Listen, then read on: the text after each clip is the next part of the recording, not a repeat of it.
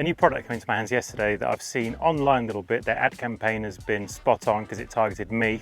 And I think it replaces a couple of things that I use alignment sticks for as far as drills go. So it's called the Strike Wedge. It's helped you to control attack angle and also impact location on the face, heel to toe. Should we take a look, see how it does? Okay, so what's in the box? It's nice and orange, Strike Wedge on top, that's nice. We have this guide card, which is important. Positioning of the Strike Wedge. So we're looking for attack angles of different clubs here. Obviously, I'm interested in the stuff down here. So it gives a measurement in inches, how far to have the Strike Wedge back from the golf ball. The Strike Wedge itself, get these two out of the way, looks something like this. I've shown you the measurements, but how do you get that? Well, cleverly, we've got a ruler inside there as well. So effectively a 6-inch ruler, we can measure how far back to position the Strike Wedge from the golf ball, depending on the attack angle that we are looking for. I'll put it together. We'll do it without the little plain balls to start with, and just Strike Wedge only. Get the distance back and have a look at the attack angles and the results I get through different positions of the board. Okay, let's take a look at basic setup. So Strike Wedge is in place, I've got my ruler, I have my card, and I'm going to go with a stock chip, so I'm looking for 3 inches back. So we'll put the leading edge of the ruler at the back of the golf ball, 3 inches back.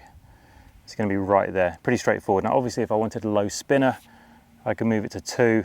Something a little bit higher, shallower, I could bring it back to 4. But we're going to go stock, which is 3. And hit a few shots and see how it goes. We've got 2 flags in line just on top of the green. I'm going to go towards the second one. The first one's impossible. It's at 3 inches, as you just saw. So goal here obviously is just to avoid the Strike Wedge on the way down.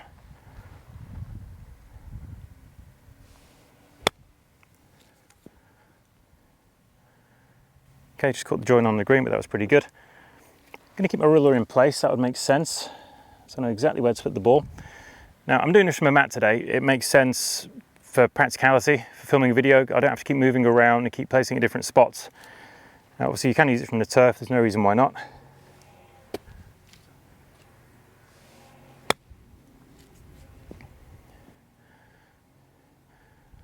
Really easy, struck really nicely. Now, what about if I want to go a little bit steeper? Go back edge of the ball on the ruler, and we're going to go into 2 inches.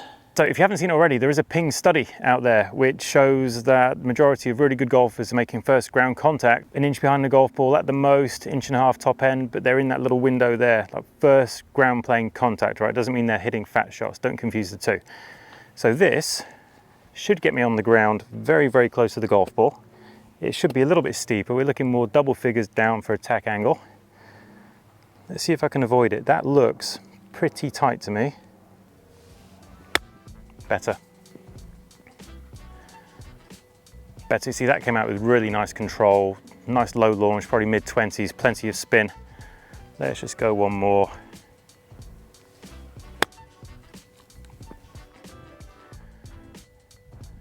Very nice, very easy. Now, what about if you go wrong? So we're going to go stock shot, we're going to go 3 back again, and I'm going to deliberately get a little bit too shallow on it and see what the feedback is.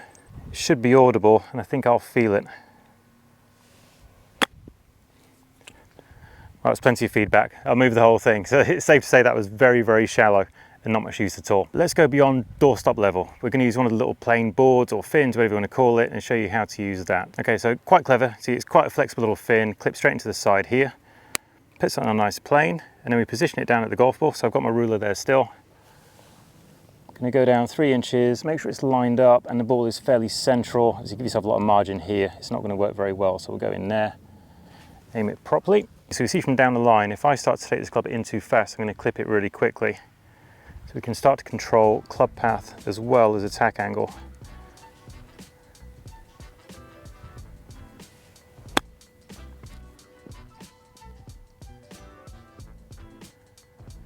Okay, pretty good. I have a slight preference for swing direction, just a touch to the left. So I'm going to use it for that. I'm just going to tweak it marginally to the left. I'm going to keep my 3 inches. And this is going to make sure I don't go under. It's going to be vertical enough, and it's going to produce a slightly out-in path. Keep my attack slight out-in.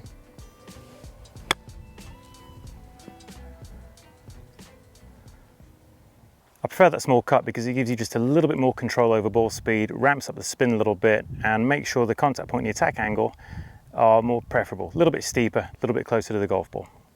I've moved it back a little bit, so I've gone to 4 inches in order to play a slightly forward ball position and be a little bit shallower into the golf ball. All right, so shallower by intent, get a little bit higher, so now I can do a little bit of face angle. This gives me a little bit more space now.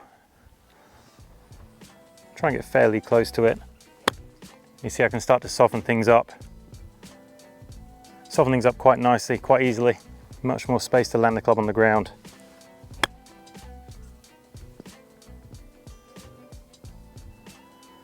Still can't make one. This way of using it might be interesting to a lot of players. It's the anti-S word, the anti-shank. You position the fin on the outside in order to avoid your sweet spot of the club traveling either too far out on the way into out or too far over the top.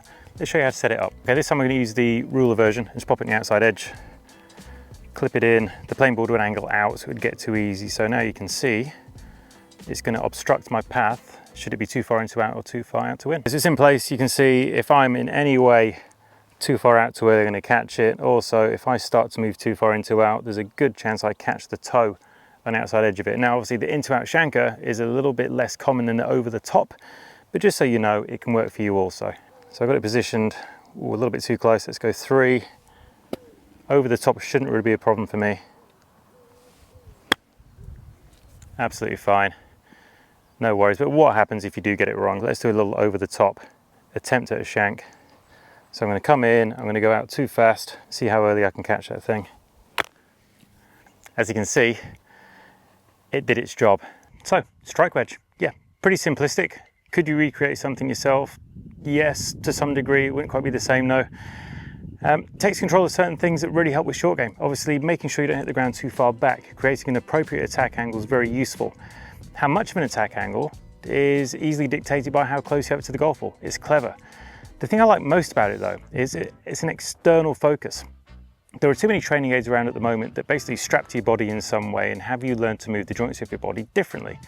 Doesn't translate very well to the golf course, however. Now, external focuses really ask you to reorganize yourself moving away to pass the task. So it's very much task-led versus being internal and being kind of body-led, which I really like. It's something you can take onto the golf course quite easily as far as principles go. Don't take this onto the golf course, it wouldn't be legal. But in practice, it really teaches you to focus on the things that are going to make a big difference quickly. The extra addition of being able to avoid shanks by putting the plane on the right, to control your plane angle, having the fin on the inside, are both just bonuses in my opinion. And of course, you can use it for full swing too.